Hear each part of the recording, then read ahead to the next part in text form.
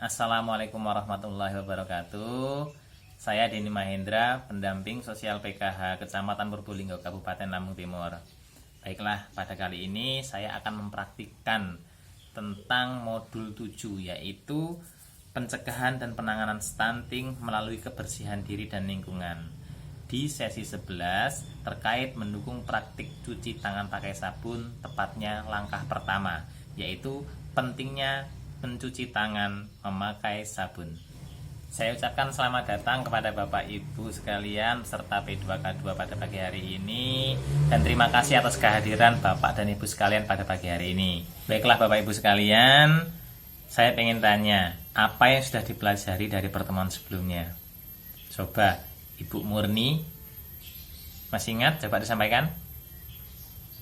Oke, terima kasih Ibu Murni. Nah, selanjutnya, apakah sudah diterapkan di rumah Bapak Ibu sekalian yang kita pelajari kemarin? Coba Ibu Ani.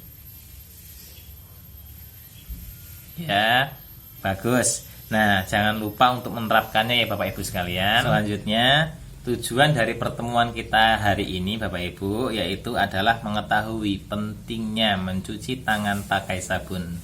Oke, kali ini kita akan membahas 3 hal. Yang pertama, pentingnya mencuci tangan memakai sabun. Yang kedua, cara mencuci tangan pakai sabun. Dan yang ketiga, mengetahui praktik baik cuci tangan pakai sabun. Siap ya Pak Bu ya? Perlu Bapak dan Ibu sekalian tahu bahwa cuci tangan pakai sabun dengan benar merupakan salah satu cara untuk mencegah stunting yang disebabkan karena diare dan penyakit menular lainnya. Saya pengen tanya dulu kepada Bapak Ibu sekalian, apakah Bapak dan Ibu di rumah rutin untuk mencuci tangan? Kemudian, kapan saja biasanya Bapak Ibu mencuci tangan? Dan yang ketiga, apakah Bapak dan Ibu memakai sabun ketika cuci tangan? Saya pengen dengar jawaban pertanyaan pertama oleh Ibu Narti. Silahkan Ibu Narti. Ya, betul. Oke Bu, baik. Ya, terima kasih. Yang jawaban pertanyaan kedua tadi, saya pengen dengar Ibu Mariatun. Ibu Mariatun, silahkan dijawab pertanyaan kedua tadi. Masih ingat pertanyaan Bu ya? Ya benar Bu, itu pertanyaannya.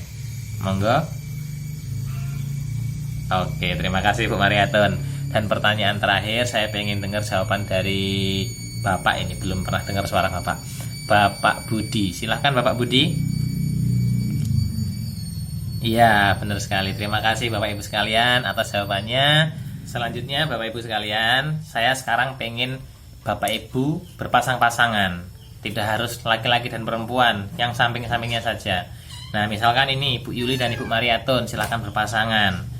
Dan semuanya coba sekarang berpasangan masing-masing. Jumlah kita pas ya Bu ya. Hari ini ada 16 orang, artinya jika dua-dua itu ada 8 kelompok. Nah, setelah selesai, Ibu Bapak sudah selesai semua, dapat kelompok semua, Bapak dan Ibu silahkan tentukan masing-masing siapa peserta pertama dan siapa peserta kedua.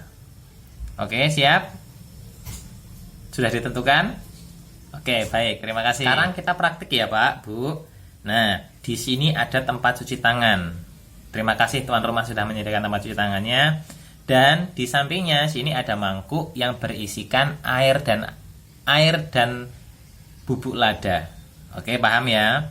Tadi sudah menentukan siapa peserta pertama, siapa peserta kedua di masing-masing kelompoknya.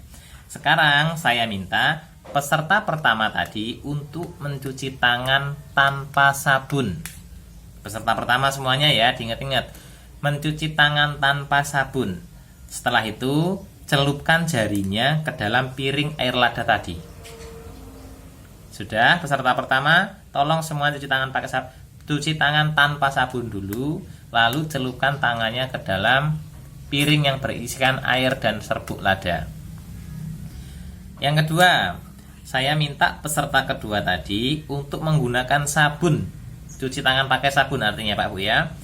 Dan kemudian celupkan jarinya ke dalam piring air lada tadi. Tapi ingat, sabun jangan dibilas dulu sebelum dicelupkan ke air lada ya Bu ya. Jadi pakai sabun dulu. Nah, ingat ya, kita pakai sabun. Setelah itu celupkan ke air lada tadi. Dan jangan dibilas terlebih dahulu sebelum dicelupkan ke air lada. Paham ya? Coba dipraktikkan sekalian untuk peserta kedua. Sudah semua Pak Bu ya? Peserta pertama sudah, peserta kedua juga sudah. Sekarang saya pengen tanya, apa yang terjadi tadi Bu? Dari peserta yang pertama seperti apa?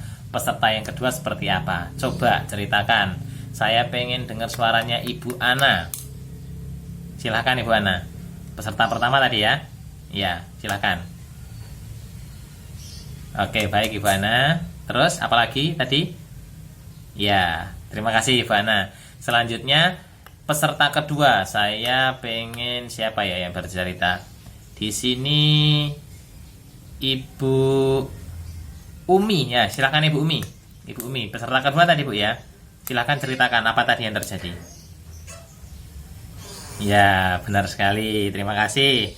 Nah, kira-kira kenapa hal tersebut tadi bisa terjadi Bapak Ibu sekalian? Iya, benar sekali. Benar sekali. Terima kasih untuk Bapak dan Ibu yang sudah berpartisipasi semuanya. Sekarang kita duduk lagi.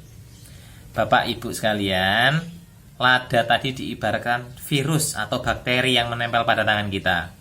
Ketika menggunakan sabun, virus atau bakteri yang menyebabkan penyakit akan hilang ketika kita mencuci tangan pakai sabun ya Bu ya.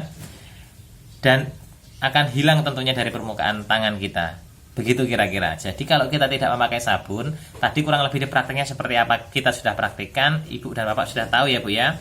Tapi kalau kita menggunakan sabun dengan air mengalir, bakteri atau virus akan hilang dari permukaan tangan kita. Paham ya Bu ya, Pak ya? Nah, sekarang kesimpulannya Bapak Ibu sekalian dari langkah pertama ini tadi. Yang pertama, cuci tangan dengan air mengalir saja itu tidak cukup Bapak Ibu. Sehingga harus memakai sabun untuk membersihkan tangan dari kotoran yang mengandung kuman penyebab diare dan penyakit menular lainnya. Sehingga ibu dan anak dapat terhindar dari kekurangan gizi sebagai penyebab stunting. Paham Bapak Ibu sekalian? Terakhir Bapak Ibu, saya akan sampaikan 5 waktu penting cuci tangan pakai sabun dengan air yang mengalir. Yang pertama, sebelum kita semua makan, kita wajib cuci tangan pakai sabun dengan air mengalir. Selanjutnya, setelah buang air besar atau buang air kecil. Baik, setelahnya sebelum menyentuh makanan. Jadi sebelum kita makan apa saja termasuk gorengan, kita itu diharuskan atau sebaiknya mencuci tangan pakai sabun tentunya. Setelah menyusui juga perlu, ketika kita hendak atau sebelum menyusui tadi, mohon maaf maksud saya sebelum menyusui itu perlu ya Bapak Ibu ya, kita perlu cuci tangan pakai sabun dulu. Setelah itu, setelah kita beraktivitas, contohnya setelah berkebun, bepergian atau kemana saja yang sifatnya tangan kita kotor, kita sebaiknya mencuci tangan juga memakai sabun. Dan yang terakhir, yaitu sebelum mengolah bahan makanan yang dapat dari bantuan sosial Bapak Ibu sekalian. Jadi itulah 5 waktu penting cuci tangan pakai sabun. Dan ini tolong dipraktekkan di rumah ya Bapak Ibu. Kita terapkan di keluarga kita supaya apa? Supaya keluarga kita terhindar dari resiko stunting. Terima kasih.